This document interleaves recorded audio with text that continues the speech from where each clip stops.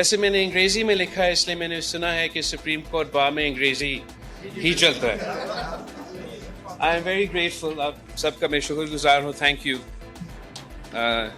ना सिर्फ इसलिए कि आज हम 1973 की कॉन्स्टिट्यूशन का गोल्डन जुबली भी मना रहे हैं, आपका दावत का भी शुक्रिया सुप्रीम कोर्ट बार एसोसिएशन का, और I am incredibly grateful, honoured, privilege, humble के सुप्रीम कोर्ट बार का इस फोरम पे, प्रिविलेज, हम्बल के सुप्रीम कोर्ट बार का इस फोरम पे आपने मुझे ये दावत दिया, और शायद मैं पहले वो सियासी रहनुमा हूँ जो सुप्रीम कोर्ट के प्रेमिसेस पे इस फोरम से खिताब कर रहा हूँ। तो I'm truly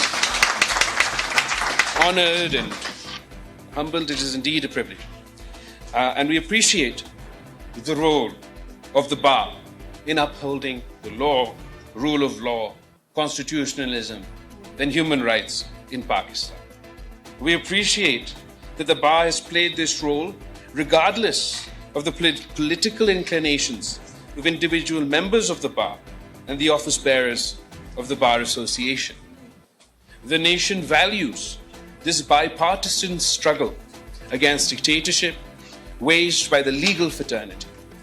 This indeed raises our hopes in democracy and fighting dictatorship. We salute your courage, your determination in the relentless struggle for the rule of law in Pakistan. This is the 50th anniversary of the Constitution of Pakistan that was given to the country by my grandfather, Qaid-e-Awam Shahid Zulfikar Ali Bhutto, with the invaluable support of all political parties, of the right and the left and the center. Whether of democratic and secular inclinations or religious persuasions, the unanimous constitution given by the political parties and leaders at the time also had the backing of all the federating units of our federation. This consensus is no small achievement. Let there be no doubt or mistake about it.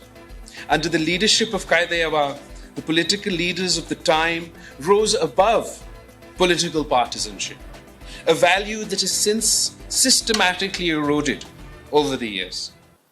One opposition political leader at the time was asked as to why he had agreed to the constitution when he opposed Zulfikar Ali Bhutto so vehemently at every turn and every forum. In reply, the political leader is reported to have said that opposition to Bhutto was a political necessity, but making the constitution was a national necessity. Such was the spirit at the time. It looks like a dream today. On this occasion, therefore, on the occasion of the 50th anniversary, I would like to pay tribute to the Assembly of 1973, which passed the Constitution, and the then legal fraternity for achieving this milestone in our national history. They are our national heroes, and we salute them.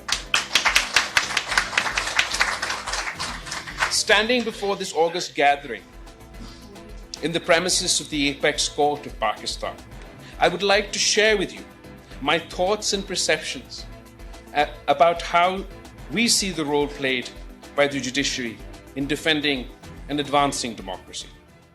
I'm tempted to speak about it because democracy once again is under threat, and the people look up to the judiciary to protect constitutionalism, to protect human rights, and to protect democracy. Vision है वो truly appreciation deserve करता है कि वो जो global challenges हैं उन global challenges का आंसर जो उन्होंने अपने 8 प्रपोजल्स जिनका ओपनिंग सेरेमनी में उन्होंने उसको अनरावल किया, अनाउंस किया कि ये इम्पेटस होगा for new economic growth.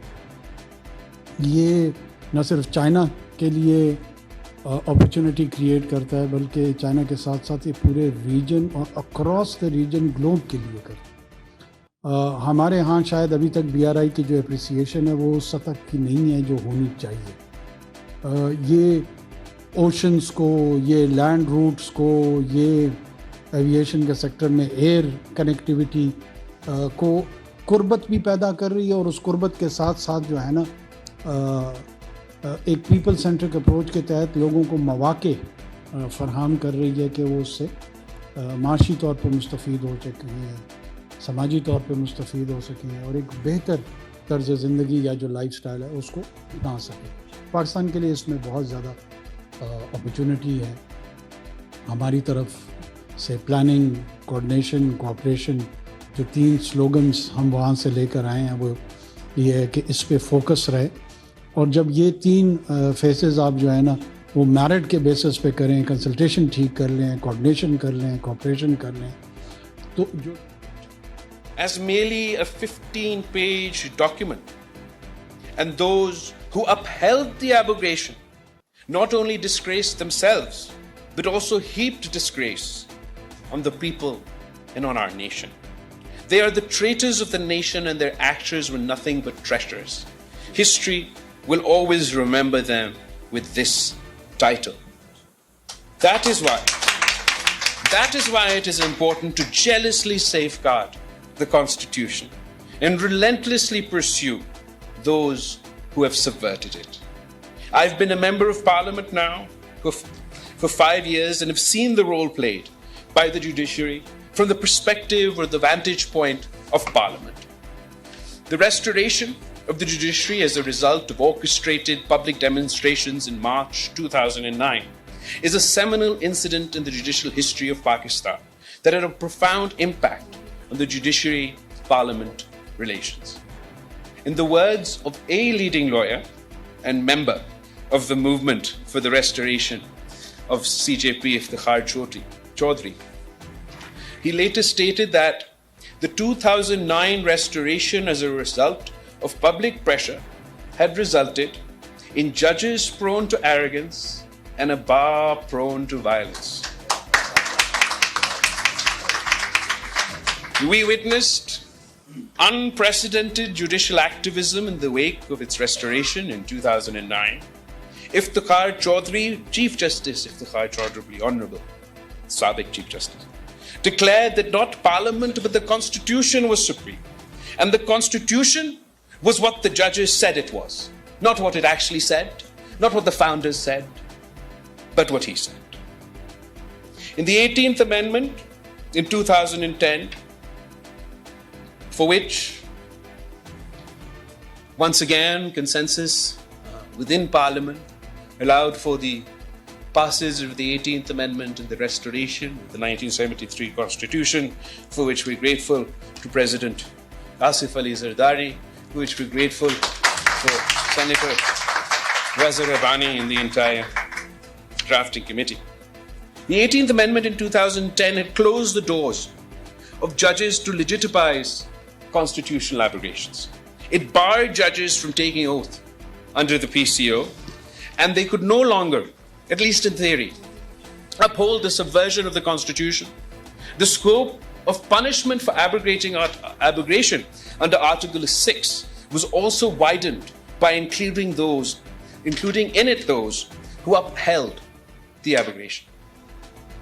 It was thought that the doors for dictators had been closed, but a new kind of dictatorship emerged.